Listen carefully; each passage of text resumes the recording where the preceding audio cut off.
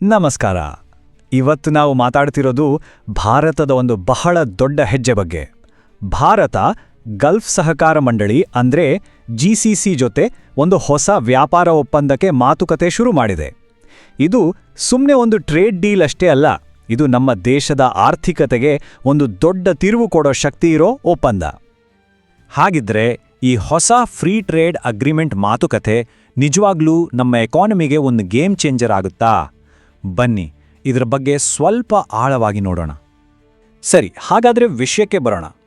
ಭಾರತ ಈಗ ಜಗತ್ತಿನ ಬಹಳ ಪ್ರಮುಖ ಎಕನಾಮಿಕ್ ಬಣಗಳಲ್ಲಿ ಒಂದಾಗಿರೋ ಜಿಸಿಸಿ ಜೊತೆ ಒಂದು ಕಾಂಪ್ರಿಹೆನ್ಸಿವ್ ಫ್ರೀ ಟ್ರೇಡ್ ಅಗ್ರಿಮೆಂಟ್ ಮಾಡ್ಕೊಳ್ಳೋಕೆ ಅಧಿಕೃತವಾಗಿ ಮಾತುಕತೆ ಶುರು ಮಾಡಿದೆ. ಮೊದಲನೇದಾಗಿ ಈ ಜಿಸಿಸಿ ಅಂದ್ರೆ ಏನು ಅಂತ ತಿಳ್ಕೊಳ್ಳೋಣ. ಜಿಸಿಸಿ ಅಂದ್ರೆ ಗಲ್ಫ್ ಕೋಆಪರೇಷನ್ ಕೌನ್ಸಿಲ್.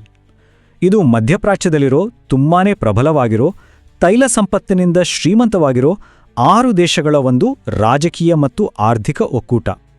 ಹಾಗಾದ್ರೆ ಈ ಒಕ್ಕೂಟದಲ್ಲಿ ಯಾವ್ಯಾವ ದೇಶಗಳಿವೆ? Saudi Arabia, UAE, Qatar, Kuwait, Oman ಮತ್ತು ಬಹ್ರೇನ್.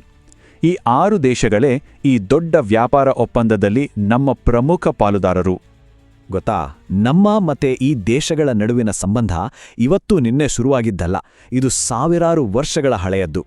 ಸುಮಾರು 5,000 ವರ್ಷಗಳಿಂದ ನಾವು ಈ ಪ್ರದೇಶದ ಜೊತೆ ವ್ಯಾಪಾರ ಮಾಡ್ತಾ ಬಂದಿದ್ದೀವಿ. ಅಂದ್ರೆ ಅಲ್ಲಿ ತೈಲ ಸಿಕ್ಕಿ ಇಡೀ ಚಿತ್ರಣ ಬದಲಾಗೋಕ್ಕೂ ಮುಂಚಿನಿಂದಲೇ ನಮ್ಮ ನಡುವೆ ಒಂದು ಗಟ್ಟಿಯಾದ ಸಂಬಂಧ ಇತ್ತು. ಇಷ್ಟೆಲ್ಲ ಹಳೆಯ ಇತಿಹಾಸ ಇದ್ರೂ ಇವತ್ತಿನ ನಮ್ಮ ವ್ಯಾಪಾರ ಸಂಬಂಧದಲ್ಲಿ ಒಂದು ದೊಡ್ಡ ಸಮಸ್ಯೆ ಇದೆ. ಅದೇ ಟ್ರೇಡ್ ಇಂಬ್ಯಾಲೆನ್ಸ್, ಅಂದ್ರೆ ವ್ಯಾಪಾರದಲ್ಲಿರೋ ಅಸಮತೋಲನ. ಈಗ ಮಾಡ್ತಿರೋ ಈ ಒಪ್ಪಂದದ ಮುಖ್ಯ ಉದ್ದೇಶವೇ ಆ ಅಸಮತೋಲನವನ್ನ ಸರಿ ಮಾಡೋದು. ಮೊದಲು ಸ್ವಲ್ಪ ನಂಬರ್ಸ್ ನೋಡೋಣ. ಭಾರತ ಮತ್ತೆ ಜಿಸಿಸಿ ದೇಶಗಳ ನಡುವೆ ಪ್ರತಿ ವರ್ಷ ನಡೆಯೋ ಒಟ್ಟು ವ್ಯಾಪಾರ ಎಷ್ಟು ಗೊತ್ತಾ? ಬರೋಬ್ಬರಿ $179 ಬಿಲಿಯನ್. ಅಬ್ಬಬ್ಬಾ, ಇದು ನಿಜಕ್ಕೂ ದೊಡ್ಡ ಮೊತ್ತ ಅಲ್ವಾ? ಆದ್ರೆ ಈ ದೊಡ್ಡ ಮೊತ್ತದಲ್ಲಿ ಒಂದು ಟ್ವಿಸ್ಟ್ ಇದೆ. ನಾವು ಜಿಸಿಸಿ ದೇಶಗಳಿಂದ ಆಮದು ಮಾಡಿಕೊಳ್ಳೋದೇ ಬರೋಬ್ಬರಿ $127 ಬಿಲಿಯನ್ ಮೌಲ್ಯದಷ್ಟು.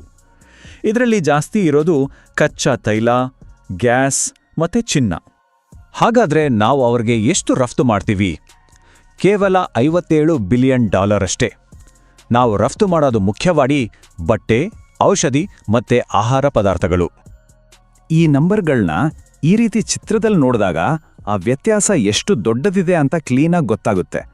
ನೋಡಿ, ನಮ್ಮ ಆಮದಿನ ಬಾರು ಎಷ್ಟು ಎತ್ತರದಲ್ಲಿದೆ, ಆದರೆ ನಮ್ಮ ರಫ್ತಿನ ಬಾರು ಎಷ್ಟು ಚಿಕ್ಕದಾಗಿದೆ. ಈ ಇಂಬ್ಯಾಲೆನ್ಸ್ ಕಣ್ಣಿಗೆ ರಾಚುತ್ತೆ. ಹಾಗಾದ್ರೆ ಇದರ ಪರಿಣಾಮ ಏನು? ಭಾರತಕ್ಕೆ ಪ್ರತಿ ವರ್ಷ ಸುಮಾರು $65 ಬಿಲಿಯನ್ ವ್ಯಾಪಾರ ಕೊರತೆ ಆಗ್ತಿದೆ. ಅಂದ್ರೆ ನಾವು ಕೊಂಡುಕೊಳ್ಳೋದಕ್ಕೆ ಜಾಸ್ತಿ ಖರ್ಚು ಮಾಡಿ ಮಾರಾಟದಿಂದ ಕಡಿಮೆ ಗಳಿಸ್ತಿದ್ದೀವಿ. ಈ ಹೊಸ ಒಪ್ಪಂದ ಇದೇ ಸಮಸ್ಯೆಯನ್ನೇ ಟಾರ್ಗೆಟ್ ಮಾಡ್ತಿರೋದು. ಸರಿ, ಈ ಪ್ರಾಬ್ಲಮ್ಗೆ ಪರಿಹಾರ ಏನು? ಅದೇ ಈ ಫ್ರೀ ಟ್ರೇಡ್ ಅಗ್ರಿಮೆಂಟ್ ಅಥವಾ FTA. ಸಿಂಪಲ್ ಆಗಿ ಹೇಳೋದಾದ್ರೆ ಈ ಒಪ್ಪಂದದಿಂದ ಎರಡೂ ಕಡೆ ಸರಕುಗಳ ಮೇಲೆ ಇರೋ ಇಂಪೋರ್ಟ್ ಡ್ಯೂಟಿ ಕಮ್ಮಿ ಆಗುತ್ತೆ ಅಥವಾ ಪೂರ್ತಿ ಹೋಗುತ್ತೆ. ಇದರಿಂದ ಏನಾಗುತ್ತೆ ಅಂದ್ರೆ ನಮ್ಮ ಪ್ರಾಡಕ್ಟ್ಗಳು ಜಿಸಿಸಿ ಮಾರ್ಕೆಟ್ನಲ್ಲಿ ಅಗ್ಗವಾಗುತ್ತೆ, ಕಾಂಪಿಟೇಷನ್ ಕೊಡೋಕೆ ಸುಲಭವಾಗುತ್ತೆ. ಇದೊಂದು ವಿನ್ ವಿನ್ ಸಿಚುವೇಶನ್. ಭಾರತಕ್ಕೂ ಲಾಭ, ಜಿಸಿಸಿ ದೇಶಗಳಿಗೂ ಲಾಭ. ಇಲ್ಲಿ ನೋಡಿ, ಈ ಒಪ್ಪಂದದ ಸೌಂದರ್ಯವೇ ಇದು. ಎರಡೂ ಕಡೆಗೆ ಏನು ಬೇಕು, ಇನ್ನೊಂದು ಕಡೆ ಅದನ್ನು ಕೊಡೋಕ್ಕಾಗುತ್ತೆ. ಜಿಸಿಸಿ ದೇಶಗಳಿಗೆ ಫುಡ್ ಸೆಕ್ಯೂರಿಟಿ ಬೇಕು, ಮತ್ತೆ ತಮ್ಮ ಎಕಾನಮಿಯನ್ನು ಬರೀ ತೈಲದ ಮೇಲೆ ಅವಲಂಬಿಸೋದು ಬೇಡ ಅಂತಿದ್ದಾರೆ.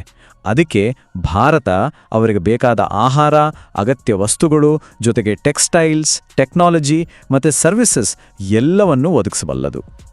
ಅದಕ್ಕೆ ಇದರಲ್ಲಿ ಮುಖ್ಯವಾದ ಪಾಯಿಂಟ್ ಏನು ಅಂದರೆ, ಇದು ಸುಮ್ಮನೆ ಜಾಸ್ತಿ ಸಾಮಾನು ಮಾರೋದು ಅಷ್ಟೇ ಅಲ್ಲ, ಬದಲಾಗಿ ಒಂದು ಬ್ಯಾಲೆನ್ಸ್ಡ್ ಮತ್ತೆ ಲಾಂಗ್ ಟರ್ಮ್ ಎಕನಾಮಿಕ್ ಪಾರ್ಟ್ನರ್ಶಿಪ್ ಕಟ್ಟೋದು ಇದರ ಹಿಂದಿರೋ ದೊಡ್ಡ ಗುರಿ.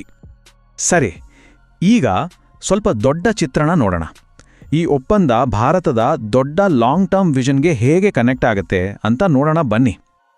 ವಾಣಿಜ್ಯ ಸಚಿವ ಪಿಯೂಷ್ ಗೋಯಲ್ ಅವರ ಈ ಮಾತು ಕೇಳಿ ಇದರ ಹಿಂದಿನ ಅಸಲಿ ಕಾರಣ ಗೊತ್ತಾಗುತ್ತೆ. ಅವರು ಹೇಳೋ ಪ್ರಕಾರ ನಮ್ಮ FTA ಪಾರ್ಟ್ನರ್ಗಳ ತಲಾ ಆದಾಯ $22,000 ಜಾಸ್ತಿ ಇದೆ. ಆದರೆ ಭಾರತದ್ದು ಕೇವಲ $2,800. ನೋಡಿ, ಈ ವ್ಯಾಪಾರ ಕೊರತೆ ಕಮ್ಮಿ ಮಾಡಿ ರಫ್ತು ಜಾಸ್ತಿ ಮಾಡಿದ್ರೆ ಮಾತ್ರ ನಮ್ಮ ಜನರ ತಲಾ ಆದಾಯ ಹೆಚ್ಚಾಗೋದು. ಈ ದೊಡ್ಡ ಅಂತರವನ್ನು ಕಮ್ಮಿ ಮಾಡೋದೇ ಅಲ್ಟಿಮೇಟ್ ಗೋಲ್. ಈ ಒಪ್ಪಂದದಂತಹ ಪ್ರತಿಯೊಂದು ಹೆಜ್ಜೆಯೂ ಒಂದು ದೊಡ್ಡ ಗುರಿಯ ಭಾಗ. ಅದುವೇ 2047, ಅಂದ್ರೆ ನಮ್ಗೆ ಸ್ವಾತಂತ್ರ್ಯ ಬಂದು 100 ವರ್ಷ ಆಗೋಷ್ಟರಲ್ಲಿ ಭಾರತವನ್ನ ವಿಕಸಿತ ಭಾರತ ಅಂದ್ರೆ ಒಂದು ಅಭಿವೃದ್ಧಿ ಹೊಂದಿದ ದೇಶವನ್ನಾಗಿ ಮಾಡೋದು. ಆ ದೊಡ್ಡ ಕನಸಿಗೆ ಈ ತರದ ಒಪ್ಪಂದಗಳೇ ಅಡಿಪಾಯ. ಹಾಗಿದ್ರೆ ಕೊನೆಯದಾಗಿ ಒಂದು ಪ್ರಶ್ನೆ. ಈ ಒಪ್ಪಂದ ನಿಜವಾಗ್ಲೂ ಭಾರತದ ಭವಿಷ್ಯಕ್ಕೆ ಒಂದು ಗಟ್ಟಿ ಅಡಿಪಾಯ ಆಗುತ್ತಾ? ಈ ಪ್ರಶ್ನೆ ಈ ಇಡೀ ವ್ಯಾಪಾರ ಮಿಷನ್ನ ದೂರಗಾಮಿ ಪರಿಣಾಮಗಳ ಬಗ್ಗೆ ನಮ್ಮೆಲ್ಲರನ್ನೂ ಯೋಚನೆ ಮಾಡೋ ಹಾಗೆ ಮಾಡುತ್ತೆ ಅಲ್ವಾ?